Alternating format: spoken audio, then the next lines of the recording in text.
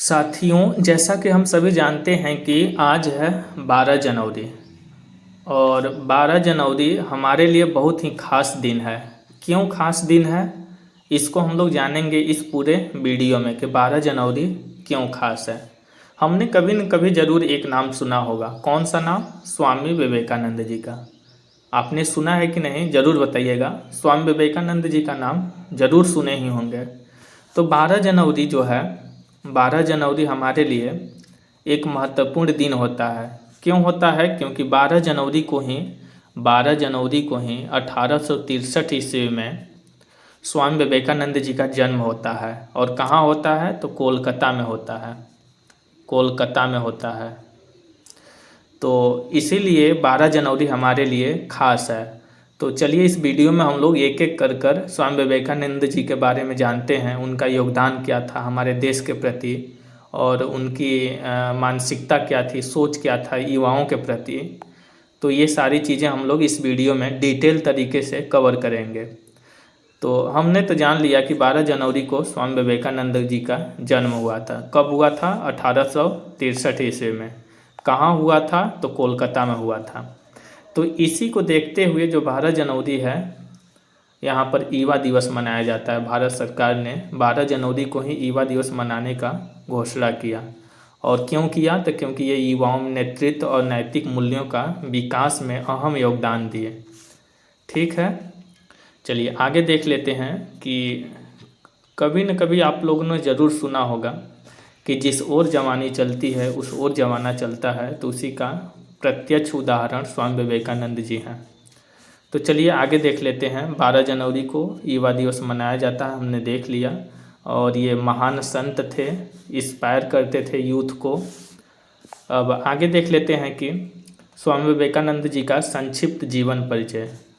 तो हमने बताया कि स्वामी विवेकानंद जी का जन्म 12 जनवरी 1863 ईस्वी में कोलकाता में हुआ।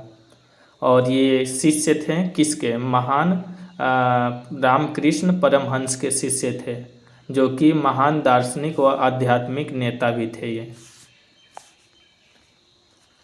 और स्वामी विवेकानंद जी का अगर संक्षिप्त जीवनी का बात किया जाए तो इनका बचपन का नाम क्या था? नरेंद्र नाथ दत्त, जो कि मूल रूप से नाम था। वे महान संत रामकृष्ण परमहंस के शिष्य थे। और उसके बाद ही वे स्वामी विवेकानंद जी कहलाए। पहले उनका नाम था नरेंद्र नाथ दत्त। जब स्वामी विवेकानंद जी कब हुए? जब रामकृष्ण परमहंस के संपर्क में आए।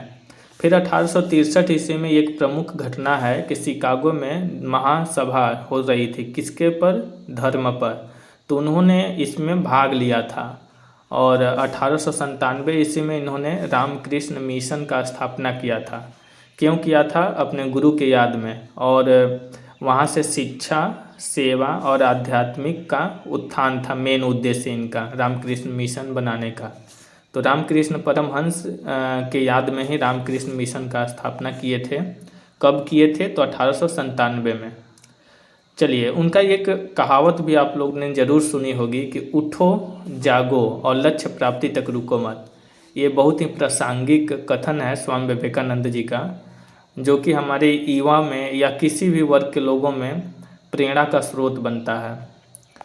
तो हमने जान लिया उनका संक्षिप्त जीवनी क्या था। अब देखते हैं कि जो शिकागो में, हमने नाम सुना होगा ज़रूर शिकागो का, जो कि अमेरिका का एक प्रमुख शहर है। कहाँ का है?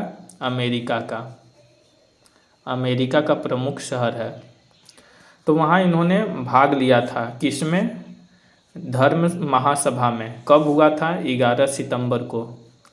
कब? 11 सितंबर 1893 ईस्वी को। तो इन्होंने, स्वामी विवेकानंद जी ने वहाँ पर भाग लिया। और भाग लिया 1893 में अमेरिका के शिकागो शहर में, जो कि आयोजित हुआ था। क्या आयोजित हुआ था? तो विश्व धर्म संसद, जिसमें स्वामी विवेकानंद ने ऐतिहासिक भाषण दिया। उन्होंने अपने भाषण की शुरुआत जो है sisters and brothers of America से शुरू किया, जो कि बहुत ही प्रभावशाली तरीके से बोले थे, जिसके कारण कुछ मिनटों तक तालियों से सभागार गूंजता रहा। तो ये हो गया स्वामी विवेकानंद जी का, जो शिकागो में भाषण दिए थे। और भाषण का उद्देश्य उनका बहुत ही सीधा था और बहुत ही सरल था। और इसी जब भाषण दिए तो इसी के कारण भारत का जो वैश्विक पहचान मिला और सम्मान मिला, क्योंकि वो इस तरीके से भारत को प्रस्तुत किए विश्व सभा पर, यानी कि विश्व के सभी जितने देश थे वहाँ पर पटल पर, विश्व पटल पर भारत को वो अपना प्रतिनिधित्व किए। तो इससे वैश्विक पहचान मिली भारत को। चलिए अब देख लेते हैं कि स्वामी विवेकानंद जी ने युवाओं को क्या संदेश दिया था, या युवाओं के प्रति उनका संदेश क्या था। तो स्वामी विवेकानंद जी मानते थे कि युवा शक्ति ही राष्ट्र की असली ताकत है। जो युवा शक्ति है वही राष्ट्र की असली ताकत है। उन्होंने युवाओं को आत्मविश्वास, साहस, चरित्र निर्माण का मार्ग दिखाया। उनका संदेश कुछ इस प्रकार है कि अपने आप पर विश्वास करो। किस पे विश्वास करो? अपने आप पर विश्वास करो। आत्मविश्वास ही सफलता की पहली सीढ़ी होती है। और निर्भीक बनो, यानी कि डरो मत, भय मुक्त रहो। भय मनुष्य की सबसे बड़ी कमजोरी है, उन्होंने बताया। और क्या कहा? एक लक्ष्य चुनो। हमारा कितना लक्ष्य होना चाहिए? एक लक्ष्य, और उसी में डूब जाओ। बिखरी हुई ऊर्जा सफलता नहीं देती। अगर हम मान लीजिए विभिन्न प्रकार का लक्ष्य चुन लें तो हमारा ऊर्जा भी विभिन्न प्रकार से बट जाएगी। तो यही बताना चाहते थे वे। और शारीरिक, मानसिक और आत्मविश्वास रूप से मजबूत बनो, उन्होंने कहा। क्या कहा? शारीरिक, मानसिक और आत्मविश्वास रूप से मजबूत बनो। सेवा को जीवन का उद्देश्य बनाओ। अगला उन्होंने कहा कि सेवा ही जीवन का उद्देश्य होना चाहिए। मानव सेवा ही ईश्वर की सच्ची सेवा है। और नकारात्मक सोच से दूर रहने के लिए भी हम सभी को बोलें। ठीक है, अब देख लेते हैं कि जो स्वामी विवेकानंद जी हैं वो भारत के प्रति उनका क्या सोच थी। तो वे स्वामी विवेकानंद जी भारत को एक भूभाग ही नहीं बल्कि आध्यात्मिक चेतना की भूमि मानते थे। एक भूभाग ही नहीं मानते थे बल्कि आध्यात्मिक चेतना की भूमि मानते थे। और उनके अनुसार भारत की आत्मा उसकी संस्कार, संस्कृति और सेवा भाव में बसती है, उन्होंने कहा था। आध्यात्मिक भारत की असली शक्ति उसकी आध्यात्मिक परंपरा और वेदांत और सहिष्णुता में है। कौन कहा था? स्वामी विवेकानंद जी ने। और गरीब नारायण की सेवा, यानी कि वे कहते थे कि गरीबों और पीड़ितों की सेवा ही सच्ची देश सेवा है। युवाओं की भूमिका के बारे में बोले थे कि भारत का भविष्य युवाओं के हाथ में है। कहा ना कि जिस ओर जवानी चलती है उस ओर जमाना चलता है। तो उन्होंने कहा कि उन्हें साहसी और शिक्षित, चरित्रवान होना चाहिए। किसको? युवाओं को। और बताया था कि शिक्षा का उद्देश्य हमें ऐसी शिक्षा होनी चाहिए जो कि मनुष्य निर्माण करे, न कि केवल रोजगार पैदा करे। और कहे थे कि राष्ट्र गौरव जो है भारतवासियों को अपनी संस्कृति और अपनी परंपरा पर गर्व करना चाहिए। हीन भावना नहीं रखनी चाहिए, अभिमान की भावना रखनी चाहिए अपने संस्कृति और गौरव पर। एकता और स्वभाव का भी उन्होंने कहा था कि जाति, धर्म और भाषा से उठकर हमें राष्ट्रीय एकता पर जोर देना चाहिए। और बोले थे कि भारत का उत्थान तब होगा जब सबसे कमज़ोर व्यक्ति का उत्थान होगा। यानी कि अगर भारत का उत्थान आप चाहते हैं तो सबसे निम्न गरीब वर्ग का जो लोग हैं उसका जब उत्थान होगा तभी भारत के लोगों का उत्थान होगा या देश की उत्थान होगी। तो ये हो गया। अब हम लोग देख लेते हैं कि स्वामी विवेकानंद जी के बारे में जो हमारे कुछ अन्य महापुरुषों थे वो लोग क्या बोले थे। तो पहला नंबर का आता है महात्मा गांधी। महात्मा गांधी जी ने कहा था कि स्वामी विवेकानंद जी को पढ़ने के बाद मेरा देश प्रेम 1000 गुना बढ़ जाता है। ये कौन बोला था? महात्मा गांधी जी ने।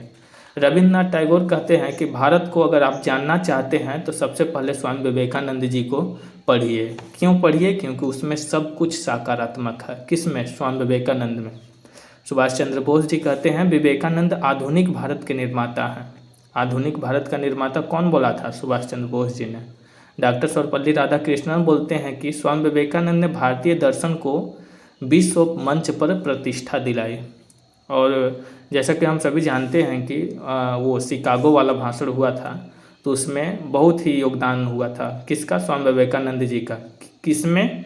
तो भारत को विश्व पटल पर प्रतिष्ठा दिलवाने में, सम्मान दिलवाने में। आगे देख लेते हैं। जवाहरलाल नेहरू जी कहते हैं कि विवेकानंद अतीत और भविष्य के बीच एक महान सेतु हैं। अतीत मतलब बीता हुआ और भविष्य मतलब आने वाला, और उसके बीच सेतु हैं कौन? स्वामी विवेकानंद जी। अरविंद घोष कहते हैं कि विवेकानंद भारत की आत्मा की वाणी हैं। और लास्ट में बाल गंगाधर तिलक कहते हैं कि उन्होंने युवाओं में आत्मबल और राष्ट्रभक्ति का संचार किया है। कौन किया है? स्वामी विवेकानंद जी ने किया है। तो इस हिसाब से देखा जाए कि स्वामी विवेकानंद जी केवल एक संत नहीं थे, बल्कि भारत की चेतना, आत्मगौरव और युवा शक्ति के प्रतीक थे।